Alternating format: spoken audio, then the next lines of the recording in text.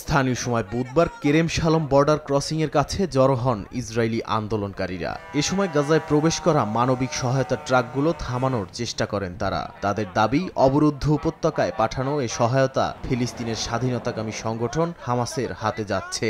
এ সময় আন্দোলনকারীদের ছত্রভঙ্গ করতে বেশ কয়েকজনকে আটক করে পুলিশ। আমি এই আন্দোলনে সামিল হতে এসেছি, গাজায় ত্রাণ সহায়তা বন্ধ করতে এসেছি, কারণ এগুলো সরাসরি হামাসের কাছে যাচ্ছে।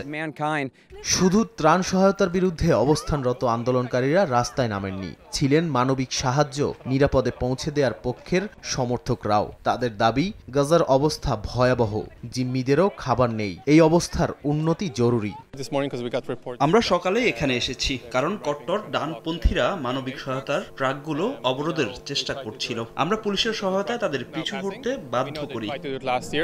গত 2 মার্চ থেকে গাজার মানবিক সহায়তা বন্ধ করে দেয় নেতানিয়াহু প্রশাসন। এরপর থেকে বিশ্বের বিভিন্ন দেশের তোপের মুখে পড়ে ইসরায়েল। ফ্রান্স, জার্মানি, এমনকি ব্রিটেন বলছে গাজার পরিস্থিতি আর সহ্য করা যাচ্ছে না। এরপর আন্তর্জাতিক মহলের চাপে পড়ে সম্প্রতি অবরুদ্ধ উপত্যকায় ত্রাণ সহায়তা প্রবেশের অনুমতি দেয় তেল আবিব। নাদিম মারজান, সময় সংবাদ।